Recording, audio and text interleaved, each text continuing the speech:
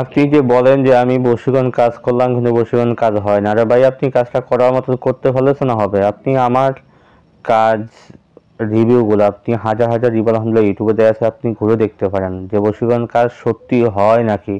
বা আপনার আরও যদি আপনার প্রমাণ চাই তাহলে আপনি আমার ইমোতে বা হোয়াটসঅ্যাপ নাম্বার দেওয়া আছে সেখানে নক করেন। হাজার হাজার প্রমাণ আলহামদুলিল্লাহ আমি আপনাকে দিতে পারবো যে আলহামদুলিল্লাহ আল্লাহ পাক তার কালামে বরকতে কত মানুষের দুঃখ দুর্দশা দূর করছে, তার সাংসারিক জীবন সুখের করছে এবং মনের মানুষকে মিলিয়ে দিছে। এটা আমার কোনো কেরামতি নেই, এটা আল্লাহ পাকের কালামের মৌজেজা, এটা আল্লাহর কালামের ফলাফল। তো আপনি কাজ না করেই যে ফলাফল পাই না বা ধোঁকাবাজের কবলে পূজা খালি পাই না, আমি আপনাকে বলবো ধোঁকাবাজের কবলে পড়া লাগবে না। আপনি আল্লাহ পাকের কালাম দিয়ে আপনি পূর্ণ আস্থা বিশ্বাসের সাথে কাজ করেন, ইনশাল্লাহ আপনার কাজের রেজাল্ট 100-100 নিশ্চিত ইনশাল্লাহ। তো মূল আলোচনাতে যাওয়ার আগে বলবো, যারা এখনো ভিডিওটা লাইক দেন না অবশ্যই লাইক দিয়ে রাখেন, যারা চ্যানেলটি সাবস্ক্রাইব করেন অবশ্যই সাবস্ক্রাইব করে বেল বাটন অন করে রাখেন, বন্ধুদের মাঝখানে শেয়ার করতে ভুলবেন না ইনশাআল্লাহ। যারা আমাকে দিয়ে কাজ করতে চান তারা স্ক্রিনে ইমো নাম্বার হোয়াটসঅ্যাপ নাম্বার দেওয়া আছে, আমার সাথে যোগাযোগ করবেন, গ্যারান্টি সহকারে ইনশাআল্লাহ কাজ করে দেওয়া হবে ইনশাআল্লাহ।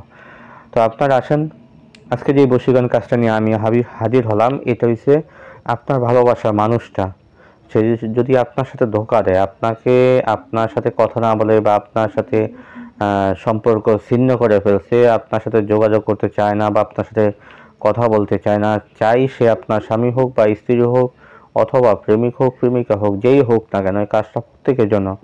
অথবা আপনি যদি চান যে আপনার শ্বশুর শাশুড়িকে আপনার বাধ্য করতে নেয় না বা আপনার কোনো বন্ধুকে আপনার বাধ্য করে নেয়, আপনি কাজটা করেন ইনশাল্লাহ আজিজ, সে যেই হোক না কেন সে আজীবন আপনার গোলাম হয়ে যাবে, সোজা কথা। যদি আপনি আল্লাহর কালামের প্রতি আপনার পূর্ণ আস্থা এবং বিশ্বাস থাকে, এই কথাটাকে আপনি বিশ্বাস করে নিতে পারেন, যে যার জন্য করবেন সে সারা জীবন আপনার গোলাম হয়ে থাকবে ইনশাল্লাহ। তো আসেন কাজটা আপনি কিভাবে করবেন। এই কাজটি করার জন্য আপনাকে সর্বপ্রথমে এরকম একটা কলম সংগ্রহ করতে হবে আপনার। আর অরিজিনাল যে মেসকো জাফরান কালি পাওয়া যায়, অরিজিনাল মেসকো জাফরান কুমকুম গোলাপ জল, এই 5 পদের দ্রব্য একত্র করে একটা কালি বানাবেন আপনি। কালি বানিয়ে আমি স্ক্রিনে ছোট্ট নকশা দিয়ে দিব, এই নকশাটা আপনি অঙ্কন করতে হবে। নকশা অঙ্কন করার আগে আপনাকে কমপক্ষে 101 বার দুরূদ শরীফ পাঠ করে নেবেন। 101 বার দুরূদ শরীফ পাঠ করে নিয়ে আপনি সাদা কাপড়ের উপরে, অর্থাৎ সাদা কাপড় কাফানের কাপড়ের উপরে আপনি নতুন কাপড়, এটা কোনো পুরাতন না, নতুন একটা কাপড় আপনি বাজার থেকে কতটুকু কাপড় আপনি নিয়ে আসেন, সাদা কাপড়। যদি কাফানের কাপড় আনতে না পারেন অন্য যে কোনো সাদা কাপড় হইলে হবে। আপনি সাদা কাপড়ের উপরে মেসকো জাফরান কালি দিয়ে নকশাটা আমি স্ক্রিনে দিয়ে দিব ইনশাল্লাহ। অবশ্যই সম্পূর্ণ ভিডিও দেখলে আপনি ইনশাল্লাহ নকশাটা পেয়ে যাবেন। এই নকশাটা আপনি সুন্দরভাবে অঙ্কন করেন। অঙ্কন করার পরে আপনার কাজ হয়েছে সূরা ইখলাস, কুল হুয়াল্লাহু সূরা।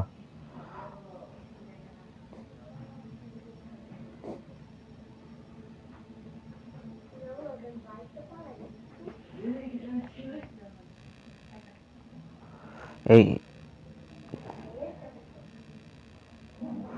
কুল হুয়াল্লাহু সূরাটা আপনাকে পাঠ করতে হবে। কুল হুয়াল্লাহু সূরাটা আপনি কিভাবে পাঠ করবেন এবং কতবার পাঠ করবেন, এই কুল হুয়াল্লাহু সূরা আপনাকে মোট 3 দিন এই আমলটা চালিয়ে যেতে হবে, প্রতিদিন 101 বার করে। আমি খুব সহজে আপনাদেরকে বুঝিয়ে বলি। আজকে 101 বার দুরূদ শরীফ পড়লেন, নকশাটা তো আপনার লেখা কমপ্লিট, নকশাটা সামনে নিয়ে আপনি 101 বার দুরূদ শরীফ পাঠ করে কুল হুয়াল্লাহু সূরা একবার পাঠ করেন, একবার আপনার নাম, আপনার মায়ের নাম, আল্লাহ হুব্বি আপনার সেই কাঙ্ক্ষিত ব্যক্তির নাম, তার মা অথবা বাবার নামটা নিয়ে নকশাটার উপরে আপনি ফু দেন। ফু দেওয়ার পরে আপনার আবার আপনি একবার পড়েন, আবার নাম নিয়ে আবার ফু দেন, এইভাবে 101 বার আপনি পাঠ করা শেষ করেন। শেষে 101 বার দুরূদ শরীফ পড়ে আপনি আজকের আমলটা কমপ্লিট করে নিলেন। এই তদবির তাবিজটা আপনি যেই কোনো একটা মাটির ছোট একটা মাটির ঘট কিনেন বাজার থেকে, 30-40 টাকা নেবে, ছোট মাটির একটা ঘট কিনে ওই ঘটের ভিতরে আপনি রেখে দেন, মুখটা বন্ধ করে আপনি রেখে দেন, অন্ধকার একটা জায়গায় রেখে দেন। তারপরের দিন সেম হুবাহু একই টাইমে আবার ঘরটা খোলেন, খুলে আপনি তাবিজের উপরে আবার 101 বার দুরূদ শরীফ পাঠ করেন। করে কুলফালাসের 101 পড়েন, পরে তাবিজের উপরে ফুদের নাম নিয়ে এইভাবে আপনাকে একটানা 3 দিন এই আমলটা আপনার চালিয়ে যাইতে হবে। এই কাজের একটা নির্দিষ্ট সদকা আছে, যারা কাজ করতে চান তারা অবশ্যই আমার সাথে যোগাযোগ করবেন, আমি তাদেরকে অনুমতি দিব, ইনশাআল্লাহ তখন এই সদকার কথা বলে দিব। তো যখন আপনার 3 দিন যখন আপনার আমলটা কমপ্লিট হয়ে যাবে, 3 দিনের আমল যখন কমপ্লিট 3 দিনের আমল যখন আপনার কমপ্লিট হয়ে যাবে, তখন আপনার কাজ হয়েছে, আপনি বলবেন দোহাই আল আবিয়া, দোহাই আল আহমদ, দোহাই শামসুল, দোহাই জবা, দোহাই বরকান, দোহাই মাইমুন, এই নামগুলো 7 বার পাঠ করবেন। 7 বার পাঠ করে 7 বারই তাবিজের উপরে ফু দিবেন। তাবিজের উপরে ফু দিয়ে আপনি মুখটা বন্ধ করে দিবেন। তার আগে মানে মুখ বন্ধ করার আগে আপনি বলবেন, নামগুলো যখন শেষ হবে বলবেন যে এই কালামের বরকতে আমি অমুকের ছেলে অমুকের মহব্বতে অমুকের কন্যা অমুক যেন হাজির হয়। অথবা মেয়েরা যদি করে থাকে তারা বলবে আমি অমুকের কন্যা অমুকের মহব্বতে অমুকের ছেলে অমুক যেন হাজির হয়। এই কথাটুকু বলে আপনি ফু দিলেন, ফু দিয়ে মুখটা বন্ধ করে দিলেন। আজীবনের জন্য আপনার এই ঘটের মুখটা আপনি বন্ধ করে দিলেন। বন্ধ করে দিয়ে এই ঘরটা আপনি যে কোনো একটা উনানে হোক বা মাটির চুলায় হোক, আপনি মাটির ভিতরে ঘরটা গেড়ে দেন। মাটির ভিতরে ঘরটা গেড়ে দিয়ে আপনি আগুন জ্বালিয়ে দেন। চুলায় হোক, চুলায় হলে চুলায় আগুন জ্বালান, আর যদি উনানে হয় সেখানে আপনি আগুন জ্বালান। চুলায় হলে তো চুলায় দেখা যায় আপনার আগুন রান্না করার সময় এটা এমনি চুলা গরম হবে, আর নিয়মিত কোনো আগুন জ্বালান লাগবে না। কিন্তু যদি উনানে আপনি কোনো একটা মাটির গর্ত করে চুলা বানান, সেখানে তো আপনাকে নির্দিষ্টভাবে আগুন জ্বালাইতে হবে। তো সেক্ষেত্রে সর্বনিম্ন আপনাকে কমপক্ষে 3 ঘন্টা আগুন জ্বালাইতে হবে। 3 ঘন্টা আগুন জ্বালাবেন, যাতে যেন এই চুলাটা পরবর্তী সময় কমপক্ষে 7-8 ঘন্টা চুলাটা গরম থাকে। অর্থাৎ চুলাটা গরম থাকবে মানে তাবিজটাও গরম থাকবে। এইভাবে আপনাকে তাবিজটা গরম রাখতে হবে।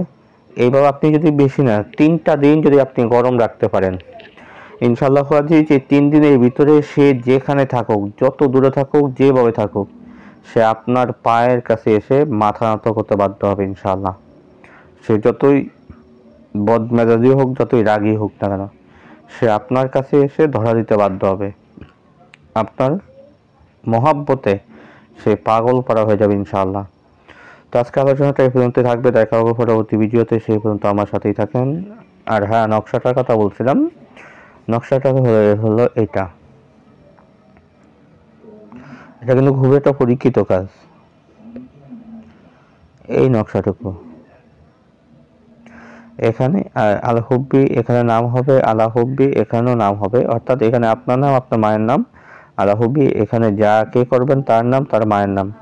তারপরে লিখবেন এই হাজের সাওয়াদ, হাজের সাওয়াদ, হাজের সাওয়াদ, অর্থাৎ হাজির হও, হাজির হও, হাজির হও। তো বন্ধু, আজকে আলোচনাটা এই পর্যন্ত থাকবে। দেখা হবে পরবর্তী ভিডিওতে, সে পর্যন্ত আমার সাথেই থাকেন। আমার তৌফিক ইল্লা বিল্লাহ। আসসালামু আলাইকুম রাহমাতুল্লাহি ওয়া বারাকাতুহু।